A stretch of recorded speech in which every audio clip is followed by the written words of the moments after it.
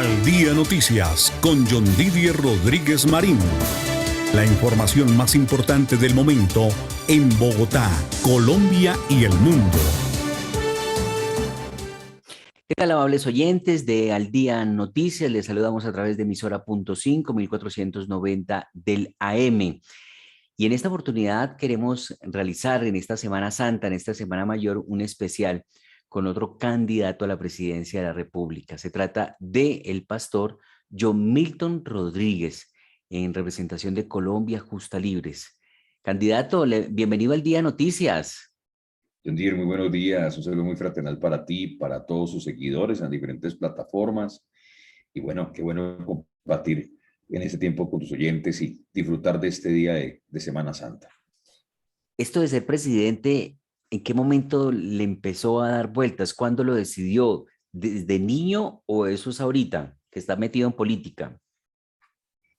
En el segundo periodo como senador de la República, en estas circunstancias en las que estoy ahora como senador, después de haber sido elegido por segunda vez consecutiva por algunos medios de comunicación, por mis colegas y la Organización Política Colombia, como mejor senador de la República, recibí una invitación de un grupo aproximado de 700 líderes y pastores de Colombia para considerar un proyecto hacia la presidencia de la República.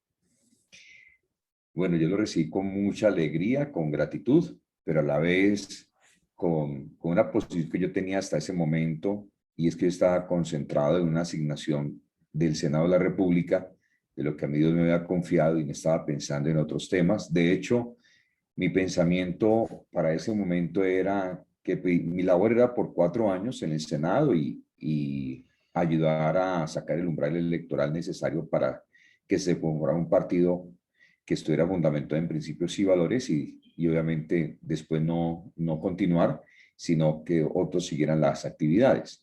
Entonces pedí un tiempo para reflexionarlo, para orarlo. Dios nos dio una palabra a mi esposa y a mí, que está en Mateo 5:14, que dice: vosotros sois la luz del mundo.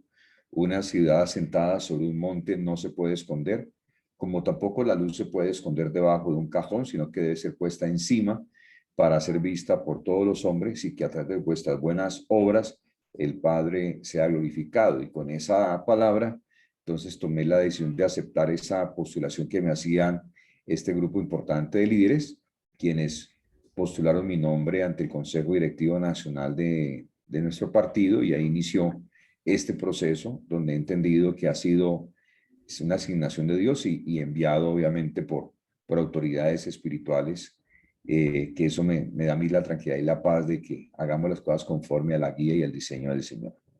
Sí, pero eso para ser presidente uno se supone que uno debe estar capacitado, debe tener la formación, aunque últimamente presidente es cualquiera, ¿no? El que de pronto haga más bulla, el más culebrero, el que logre conectar con el público. Pues hemos visto de pronto al coronel Chávez en Venezuela, que logró llegar a la casa de Miraflores y quedarse en el poder ahí ya con el famoso chavismo, castrochavismo.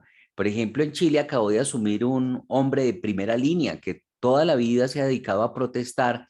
Los papás son muy adinerados, él nunca ha trabajado, no sabe hacer nada, no tiene un oficio que haya desarrollado porque pues no ha tenido necesidad de aprender nada. Y es de primera línea y fue elegido presidente con 36 años. Entonces, ¿a usted no le da temor esa responsabilidad de que de pronto se le haga el milagrito y sea presidente de la República? Bueno, primero será un milagrote para llegar a esas dimensiones. Segundo, pues yo a mis 52 años, después de 28 años de liderazgo social, empresarial, educativo, espiritual, pastoral, y ahora en el Senado de la República y viendo nacer un partido desde cero, lo único que yo puedo decir que lo que a mí me hace competente, independiente de esa larga experiencia, es la gracia de Dios. Y yo creo que somos como diferentes en lo que es la competencia, digámoslo así, natural, ¿no? Porque lo que es mi visión y lo que es mi inspiración, que es Dios y su palabra, me muestra casos como Josías, que tenía 8 años de edad y Dios le confió ser rey sobre la nación de Israel. Me muestra casos como el rey David también, o el caso de José, o el caso de Daniel, que fueron personas llenas de Dios y que Dios les puso una asignación, ¿no? El caso nuestro no es tanto una carrera política, sino obedecer un llamado de Dios, que obviamente a los oídos y a los ojos de, digamos, del hombre natural o de las personas que de pronto dependen más de la capacidad y la fuerza humana, puede parecer una locura, ¿no? Pero pues nosotros nos movemos en una dimensión distinta que me ha permitido también cuando formé un hogar a mis 19 años de edad y que no tenía pues qué experiencia uno puede tener a 19 años para formar un hogar, ¿no? Entonces me decían a mí, John Díaz, no, este muchacho está desafiebrado, eso no va a durar mucho. Pero la fiebre como que es de alta temperatura porque llevo ya 34 años en mi hogar, en mi matrimonio, 33, ya voy 34 este próximo año. Pero yo estoy muy contento de poderle servir a Dios en esta dimensión. Igual cuando arranqué mi vida profesional, era un jovencito, yo fui jefe de un grupo de gente a los 21 años de edad. Entonces, pues también eso sonaba como raro. Y igualmente he visto toda mi vida, ¿no? Ver una iglesia, por ejemplo, empezar con 4 personas. Yo no soy teólogo, soy un hombre obviamente profundamente temeroso de Dios y creyente en la palabra. Y no me dio el tiempo para estudiar teología. La iglesia creció hasta 25.000 almas. Entonces yo he visto es la mano de Dios en estos procesos. Yo no tenía ninguna preparación, digámoslo así, política para llegar a ser senador de la República, porque se supone que eso es un proceso también humano distinto. Y no nos poníamos más de 30.000 votos, sacamos casi medio millón de votos en aquel momento. Entonces yo, depende de la gracia de Dios, estoy obviamente siendo muy responsable sí, en el sentido de prepararme, tener un equipo capaz, gente muy conocedora de los temas y creo que gracias a Dios en el desempeño como senador de la República en esos 3 años y medio pues ha sido destacado, gracias a Dios. Y hemos presentado 80 proyectos de ley como autor y coautor, 12 leyes de la República, en esas mismas instancias y pues estoy contento de poderle servir a Dios en estas dimensiones, entonces más allá de pensar en lo que todo el mundo piensa, porque también me pongo a pensar, ¿no? John Líder, ¿qué es preparación? Yo veo gente muy preparada que ha metido a nuestro país en los más grandes problemas, ¿no? Se hizo una apertura económica absolutamente improvisada, un hombre que se supone muy preparado, se recibieron dinero del narcotráfico, del cartel de Cali, de un presidente supuestamente muy preparado. Se entró en una dimensión, digamos, de violencia a través de un presidente muy preparado. Entonces, pues, ¿qué es preparado y para qué es preparado? Yo creo que más bien es qué corazón tiene esa persona para Colombia. Y en el caso nuestro, sabe Dios que amamos nuestra nación, le hemos servido con mucho amor, con mucho compromiso, y completamente desligado de la ambición económica o de la ambición política o de la ambición de poder. Si yo fuera dueño de una empresa o de una multinacional y yo estuviera buscando un gerente, yo diría, John Milton Rodríguez es el indicado, es una persona seria. Pero parece que a los colombianos no ven a Colombia ni el país de esa manera. Aquí lo que funciona es el culebrero. Aquí lo que funciona es el que sea agresivo, el que los extremos, la izquierda o la derecha. Entonces, en ese orden de ideas, no sé si usted ve un espacio o posibilidades en esta contienda donde se ha polarizado ya por segunda vez sería la escogencia de presidente, o es el petrismo o es el uribismo. Incluso el centro, quién sabe si tenga posibilidades. ¿Qué posibilidades reales se ve usted cuando en Colombia al parecer no le gustan las personas serias como usted? Serias en el sentido de que saben hacer el oficio, porque yo lo he visto y lo he escuchado a usted en debates y tiene mucho sentido. Yo estudié también administración pública en la ESAT y lo que usted plantea tiene sentido y a veces los políticos, como citemos de pronto Gustavo Petro, propuso hacer un tren de Buenaventura a la costa. Los expertos dicen, eso no se puede hacer. Entonces se burlan de la gente, los políticos, haciendo propuestas que no son viables. Por ejemplo, y lo he visto a usted en estos debates con propuestas muy serias que realmente requiere Colombia. ¿Sí se ve usted posibilidades cuando la gente lo que busca en este momento Bogotá es de otra manera en Colombia? Pues yo creo que esa labor de convicción de voluntad humana le pertenece a Dios, ¿no? Porque uno hace la labor que le corresponde.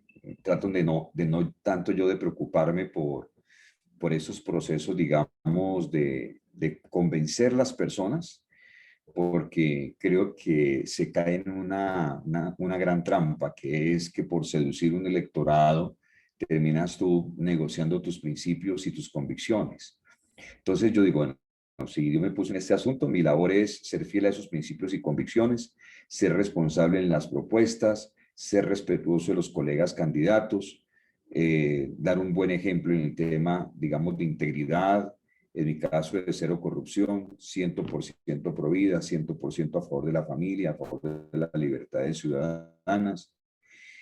Y eso es mi competencia, ¿no? La ansiedad de buscar y saber o creer o mirar cuántos votos vamos a sacar al equipo político, al equipo que se encarga de los asuntos, digamos, del trabajo en tierra, como llaman la estrategia política, los temas técnicos de estas campañas. Y la labor mía como candidato está centrada en ser muy coherente, respetuoso, Ujú. y en eso yo me concentro. Así yo hice lo del Senado, porque si no uno, por ejemplo, yo por mi inexperiencia cuando fui candidato al Senado al principio, yo quería como sumar aquí, multiplicar allá, y entonces entraba uno en unas ansiedades muy raras, y una vez orando a Dios, Ujú. Dios habló a mi corazón y me recordó que yo no estaba para hacer sumas, restas, ni multiplicaciones, ni divisiones, que las matemáticas se encargaba del equipo técnico, que lo mío era un mensaje, que lo mío era un tema de integridad, que lo mío era una visión. Y yo creo que lo que le pasa a Colombia es precisamente eso, que por ejemplo con cálculos políticos siempre nos han vendido que el gran problema de Colombia es el narcotráfico, por ejemplo. Pareciera que eso le da un rédito electoral a algún grupo o a un sector político. Ujú. Otros dicen que el gran problema de Colombia es el hambre y entonces también le da un rédito político a otros, o el desempleo y le da un rédito político a otros. Ujú. Pero para mí el gran problema en Colombia, según lo que a mí Dios me muestra, es la falta de visión. Y la palabra de Dios dice una cosa muy tremenda, John, y es que por falta de visión un pueblo puede perecer. Y Ujú. por esa razón hay que enfocarnos en esa visión, una nueva visión para Colombia, que tiene que ver con ser buenos administradores de la gracia que Dios le ha dado a Colombia. Imagínate, nosotros tenemos 17 tratados de libre comercio que nos generan una oportunidad maravillosa de exportar 5.000 productos con preferencia arancelaria y solamente exportamos 500. Ujú. Tenemos 32 departamentos en Colombia y solamente 6 departamentos desarrollan su capacidad exportadora. Aquí lo que ha faltado realmente, aquí he dicho mucha politiquería, muy poquito trabajo de los administradores públicos a nivel, digamos, de presidencia, a nivel de ministerios, y lo digo con respeto porque seguramente ellos tienen esa tradición, ¿no? Es la tradición de la experticia política, como le llaman, de la experiencia política, que simplemente cumple unos protocolos y unas figuraciones donde dicen cumplió o van por buen rumbo, o las encuestas dicen esto, pero nuestro va a ser muy diferente. Nosotros vamos a trabajar y la gente que trabaje conmigo en el gabinete tiene que ser consciente que son 4 años dedicados día y noche a sacar adelante este país y profundizar las relaciones comerciales con Estados Unidos, con Europa y Asia, para como mínimo triplicar nuestra capacidad exportadora, donde las autopistas de la inversión y la empleabilidad sean importantes, sobre todo para recuperar el campo, John, que los campesinos y las personas que vinieron del campo a la ciudad a refugiarse, huyendo de la falta de oportunidades o de la violencia, pues Sí. puedan volver al campo y pueda recuperarse esa actividad que es muy importante. Le voy a hacer una propuesta, nos quedan 10 minutos. En esos 10 minutos vamos a hablar un minuto por propuesta. ¿Qué le propone usted a los colombianos? ¿Por qué deben votar por John Milton Rodríguez? ¿Le gustó la ubicación en la que quedó en el tarjetón?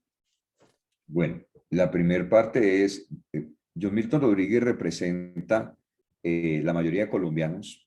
En el caso mío, yo salí de la pobreza extrema de un barrio de invasión, donde mi primer trabajo fue lavando y cuidando carros, y donde sufrí la discriminación, la exclusión, el rechazo, donde tuve que enfrentar todas las situaciones tan difíciles, pero sin necesidad de acudir a la violencia, sin necesidad de empuñar un arma, sin necesidad de dañar un bien público, un bien privado, sin necesidad de ofender, de ser agresivo con nadie, sino muy comprometido en que teníamos que salir adelante con mucho esfuerzo de dedicación, con mucho amor y mucha paciencia. Y por eso John Milton representa una garantía de entender al pueblo colombiano y poderlos guiar bajo la guía que a mí Dios me ha dado, que es el camino de la reconciliación, el camino del trabajo, del esfuerzo, de la dedicación.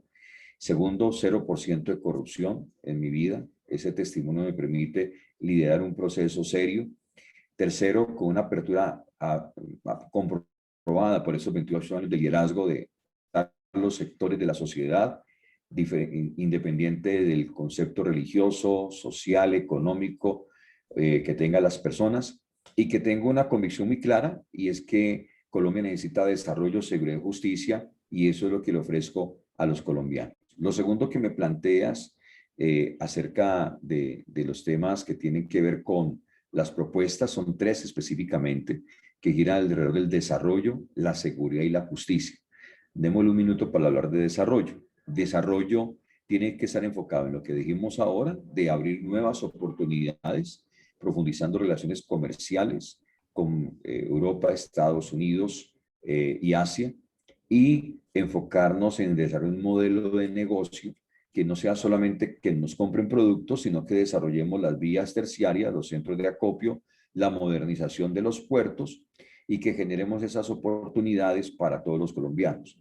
Ese desarrollo gira en función también de un 100% de educación, no solamente pública, sino abierto a lo privado y abierto a los temas de la virtualidad y a los temas de emprendimiento para nuestras nuevas generaciones. Un desarrollo que gira también alrededor de las personas mayores, adultas, aquellos que son adultos de más de 50 años, tener la posibilidad de conformar los centros de sabiduría como esos centros de acompañamiento a los nuevos emprendedores, a los nuevos empresarios, a los nuevos educadores, para que de esa manera la sociedad no sea excluyente, sino una sociedad que se incluya y que se fortalezca y que se una alrededor del desarrollo.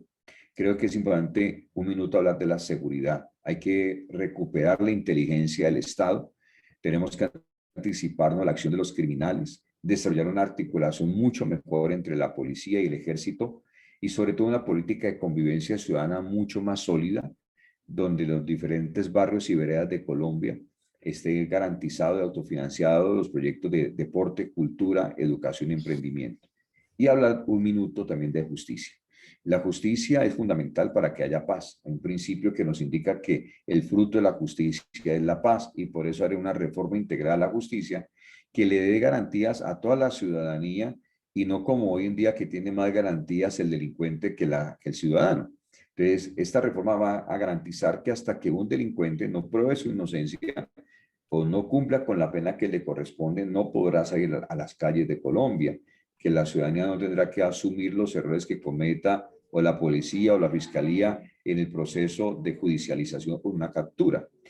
Eso tiene que ver, y con esto concluyo, que la justicia necesita ser inyectada o apoyada con 21.000 jueces como mínimo. Tenemos un déficit de 42.000 jueces y eso impide el acceso a la justicia por parte de la ciudadanía, que ve la necesidad también de la reforma completa al IMPEC, un foco de corrupción hoy en día, de ineficiencia.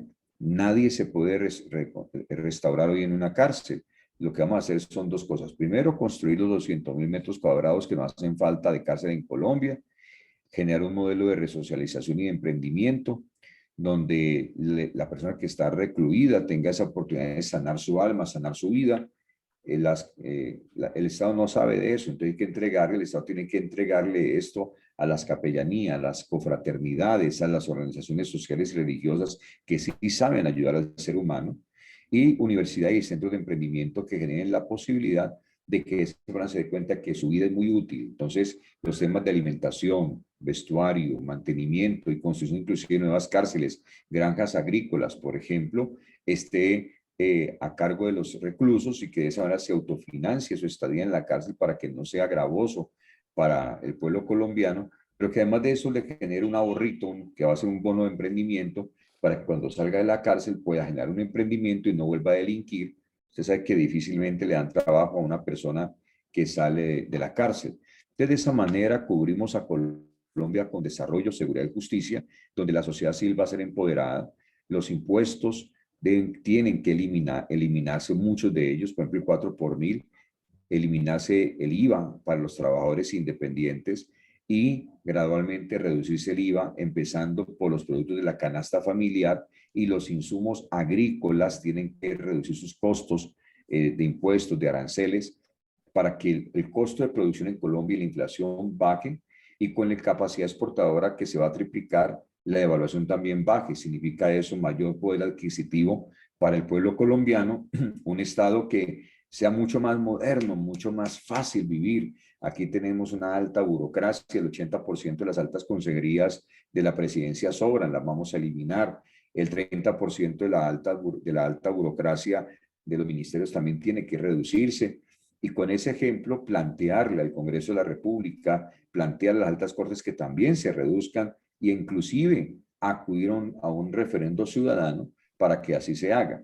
De esa manera, con desarrollo de seguridad y justicia, con impuestos reducidos, con mayor poder adquisitivo, darle oportunidad a todos los colombianos de avanzar y estar felices en su país. Yo creo que la mayor alegría de un ciudadano es estar feliz en su país, y yo me propongo eso, que haya esa satisfacción de un país que mejora, que se moderniza, con una nueva visión, lejos de los odios, de la polarización, de la politiquería, de la corrupción, y que nos demos oportunidad de avanzar. Aquí hay mucho por hacer en eso, John.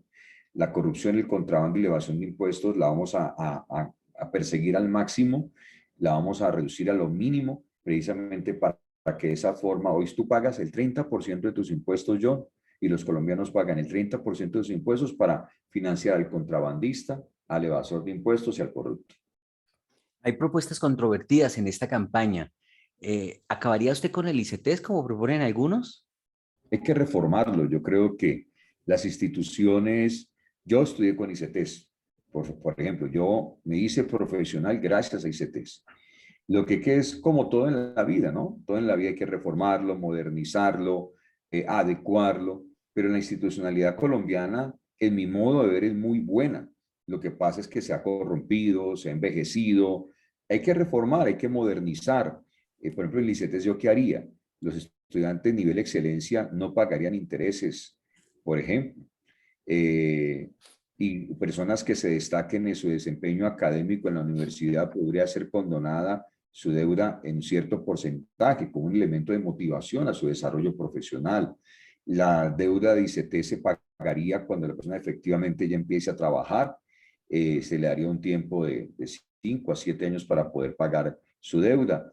Y sucesivamente, a medida que haya un nivel académico importante, pues hay una serie de reconocimientos en lo económico, disminución de los intereses, no habrá intereses de mora, por ejemplo, no tiene por qué haber garantía de unos codeudores, porque uno tiene es que confiar en los jóvenes, confiar en esos estudiantes, en esos nuevos profesionales, y creo que esa debe ser la línea de acción para poder acompañar la educación superior en Colombia. ¿Y acabaría con las EPS y con los fondos de pensiones privados, como se propone desde la campaña de Gustavo Petro? Sería un grave error porque yo me acuerdo cuando la salud era totalmente estatal. No sé, tú te recuerdas, eran épocas muy feas. Mi esposa, por ejemplo, tuvo mis primeras 3 hijitas en el Seguro Social cuando era totalmente estatal. La trataron muy mal. Le ponían a esas señoras, me contaba ella, en unas salas de parto con 10 personas encima de unas tablas, de unas camas de lámina, perdón. Una cosa horrible. Entonces yo creo que hay EPS buenas, las EPS malas, como todo en la vida, tienen que ser eliminadas. Y sí pienso que debe haber un valor agregado de buena calidad en la salud. Yo me enfocaría en la calidad, porque cobertura prácticamente tenemos más del 95% de cobertura. Eso es una cosa muy exitosa. Pero la calidad es donde tenemos que trabajar.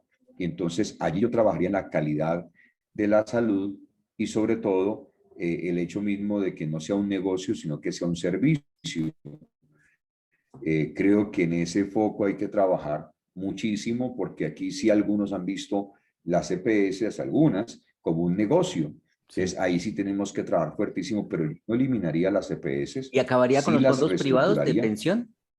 No, porque las pensiones son de la persona, las pensiones son privada, las pensiones no se expropian ni tampoco se estatizan.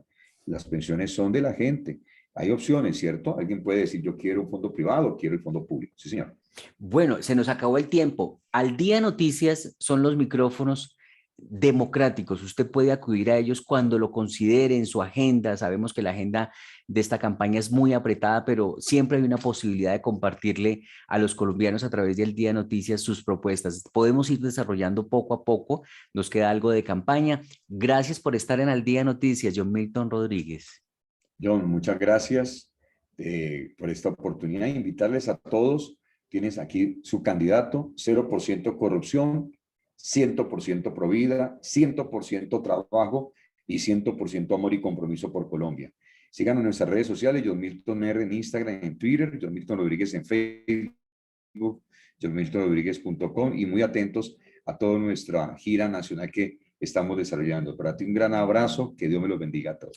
Igualmente para usted, muchas gracias. Es el candidato presidencial John Milton Rodríguez de Colombia Justa Libre. De esta manera llegamos al final de Al Día Noticias a través de emisora.5, 1490 del AM. El Señor les bendiga rica y abundantemente. Feliz Semana Santa.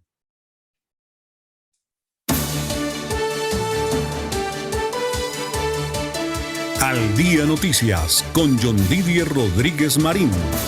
La información más importante del momento en Bogotá, Colombia y el mundo.